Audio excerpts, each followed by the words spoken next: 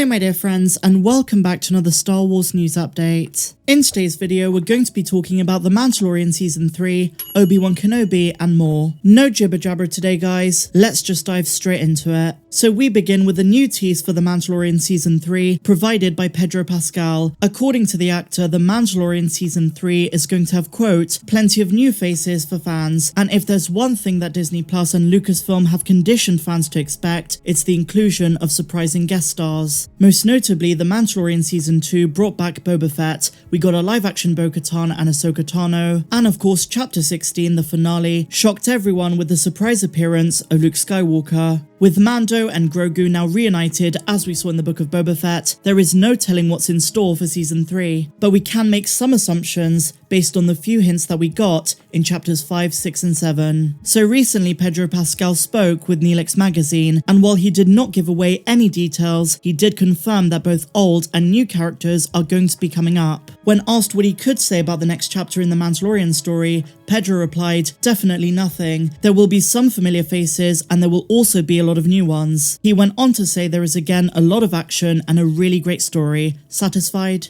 And while the plot for now remains somewhat of a mystery, there have been some theories and conclusions made after Mando showed up in the Book of Boba Fett. Grogu returned to Djarin, refusing Luke Skywalker's offer to be the first student at his new academy. We also know that Djarin admitted to the armorer that he has removed his helmet, which is against the creed. The armorer warned him that the only way for him to atone was to purify himself in the living waters underneath the mines on Mandalore. And I think that is one of the biggest setups for the Mandalorian Season 3, and in either case, being the wielder of the Darksaber, Djarin and Grogu are probably headed to Mandalore, or whatever is left of it. And we've also heard recent rumours of characters like Fen Rao and other Mandalorians playing into this season as well. Now when Pedro Pascal teases old and new characters, that's really exciting, but can mean a variety of different things. Given Lucasfilm's willingness to have crossovers with the Mandoverse characters, we could get our first glimpse at a live-action Sabine Wren, and maybe even Thrawn before they're going to appear in the Ahsoka series. We all assume they're slated just for Ahsoka, but they could be in this show as well, especially if Filoni and Jon Favreau want Thrawn to be the main antagonist of the Mandoverse. Now speaking of Ahsoka, Rosario Dawson, who will have featured in every Mando show by the time her own series airs, is also rumoured to film some scenes for The Mandalorian Season 3.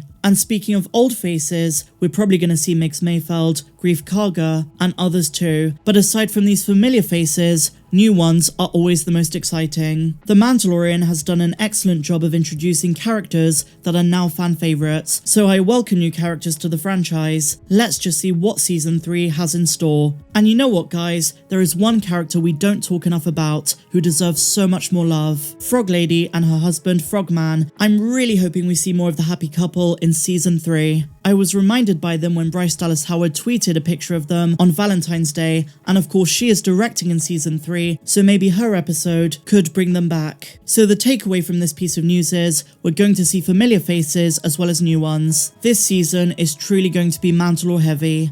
And so now my dear Mandalorians, we have a casting update for the Kenobi series. In yesterday's video, I spoke about Bail Organa and Breha Organa, the adoptive parents of Leia, who are confirmed for the show. But a big question is, who is going to be playing a young Princess Leia? Well, Bespin Bulletin have luckily chimed in and said that they've heard that she's going to be played by Vivian Lyra Blair. And this is not the first time we've heard of Blair's involvement as a young princess of Alderaan. But with multiple outlets stating the same, she seems like the most likely option at this point. Princess Leia is 10 years old in this show that takes place slap bang in the middle of episodes 3 and 4, a decade after Revenge of the Sith and a decade before A New Hope. So just a quick tidbit there. And now guys, we're going to move on and talk about the Book of Boba Fett. A couple of you wanted me to cover this, and so here we are. The Book of Boba Fett finale viewership was 36% higher than the Mandalorian Season 2 finale. This in large part could be due to an increase in subscribers since 2020 when the Mandalorian Season 2 aired, but also fan anticipation was really high for this show. Maybe not as much as the Mandalorian, but this show was trending everywhere.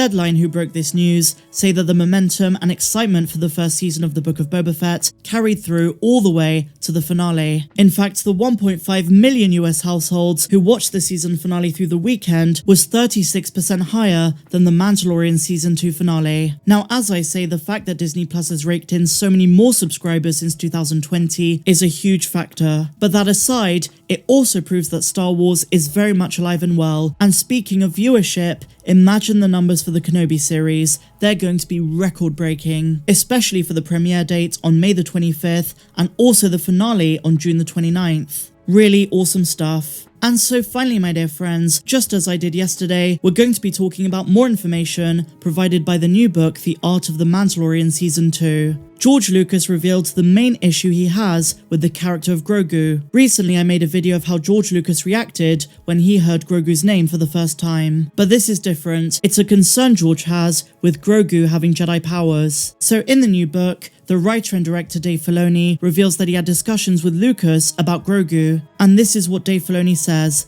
I had a talk with George at one point about the child, and his main concern was that the kid had to have a proper amount of training. And as it turns out, George Lucas had an indirect influence on a decision made for Chapter 15 by concept artist Doug Chiang, thanks to a set visit for Rogue One. They say an early idea for the Imperial drivers were wearing the same armor as the AT-AT commanders from The Empire Strikes Back. Ultimately, we decided to go with the tank troopers from Rogue One, a design chosen by George Lucas on a Rogue One pre-production set visit. Now, addressing the Grogu thing first, it makes sense that Lucas would find it critical that Grogu has proper training. This goes for both the past and present. For Grogu to demonstrate such powers as he has, like Force Choke and lifting beasts, amongst other things, he would need to have been taught to make use of his abilities. And this was referenced in Chapter 16, when Luke says, "Talent without training is nothing." Now, the fact that Grogu abandoned Luke's training in order to reunite with the Mandalorian makes his future even more interesting. Is he going to continue using the Force just for emergency situations, or will he eventually embrace being a Jedi and a Mandalorian, just like Tar Vizsla? But the main point that George Lucas made was to not let Grogu off the hook just because he's a cute baby. George wanted to make sure that Dave Filoni was going to use his character in a profound and deep way, more critically, that he has proper training, and not just what people call a Mary Sue. And to a great extent, struggle is such a big part of that. Just like Luke Skywalker and his father Anakin, Grogu has had a lot of challenges in his life, and before Order 66, he did train properly at the Jedi Temple. But what George is saying is if Grogu were to go down the Jedi route, which he's not going to do at least for the near future, then he still has to have a proper amount of training, go through all of the challenges, and come out the other side a stronger character.